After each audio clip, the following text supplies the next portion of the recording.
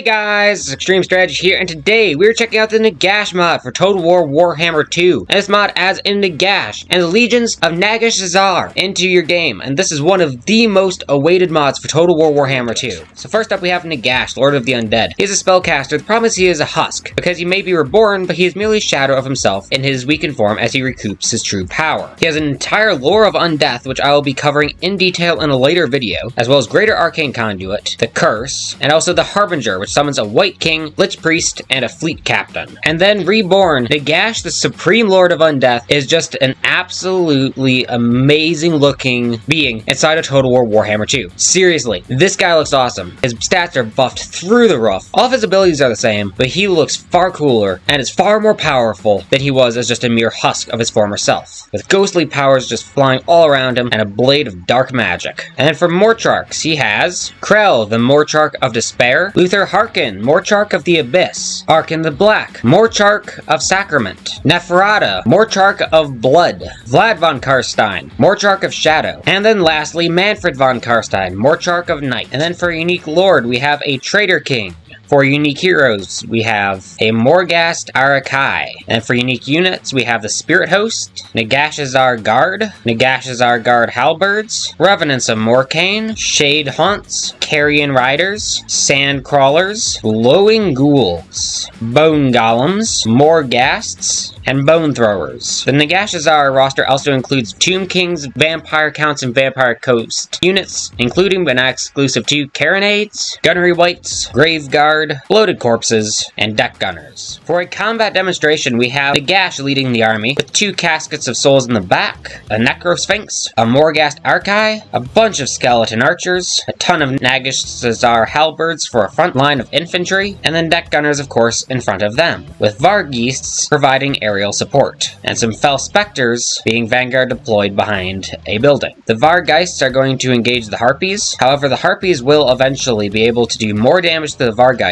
than the Vargheists will be able to do to the Harpies, because the Dark Elves also have a Manticore that's going to come on in and help out as well. The Fell Spectres will begin to move in. However, they too will be overrun by the sheer forces of the Dark Elves, as they just get absolutely swarmed. Also, interesting thing to note about the Fell Spectres, these are a single unit model, so there's only one of these. How many ever ghosts you see flying around. Over here, Fell Spectres are having a hard time as well, still being able to do some decent damage. And Nagash popped one of his unique abilities, the Endless Tomb, which actually summons in Skeleton Warriors who will begin to engage enemy units. However, these Skeleton Warriors will automatically rampage, just so that way the player doesn't have a ton of extra units to worry about trying to control. The Nagashazar Guards with Halberds are fighting off some Cold One Dread Knights, and are going to be doing an excellent job of it, forcing them to retreat. And the arrows and guns are going to open fire on some Harpies, absolutely ripping them apart. The Necrosphinx will engage with a Feral Manticore, easily winning that fight, and the fighting is just going to keep getting more and more fierce. Over here we have some Harpies fighting some of the Skeleton Warriors that just got summoned from the Endless Tomb, which is a magical chariot. And here is another one of Nagash's unique army abilities that summons a massive vortex of bats. This one is called Apocalyptic Swarm, and it debuffs all units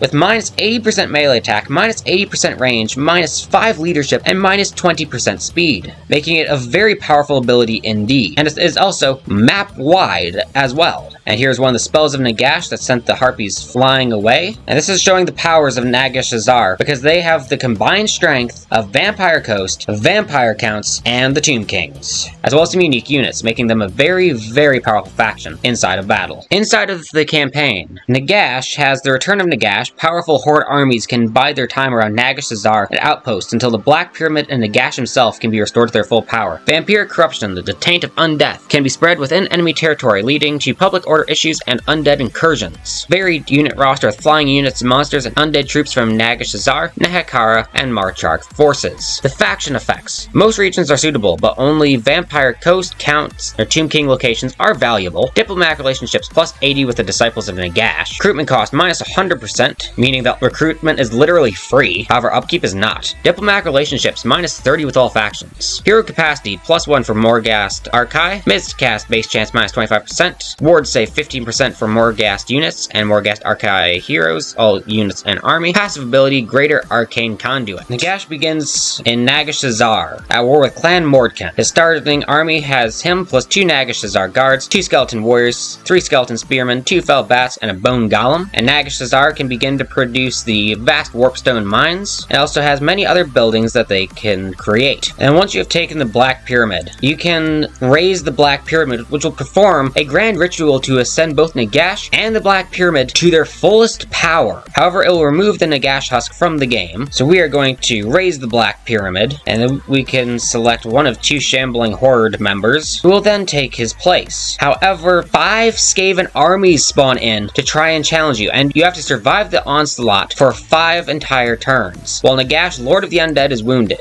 Now you can go out and attack these armies, and you most likely will have more than enough strength to be able to do so, as these armies are not very powerful. And then after the 5 turns have passed, Nagash will appear in full glory with some Nagash Azar guards, couple skeleton warriors, a Nahakara horseman, and a carrion rider. You'll also be given a Morghast Archai, as well as having your Shambling Horde, and also Ark in the Black. And from there, you can begin to bring about the end times onto the entirety of the Total War map. Anyway, I hope you guys enjoyed the video. If you did, be sure to smash the like button and subscribe. Go check out the Discord server and this mod. Links to both those in the description below. But anyway, I hope you guys enjoyed the video, and I hope you enjoy the rest of your day.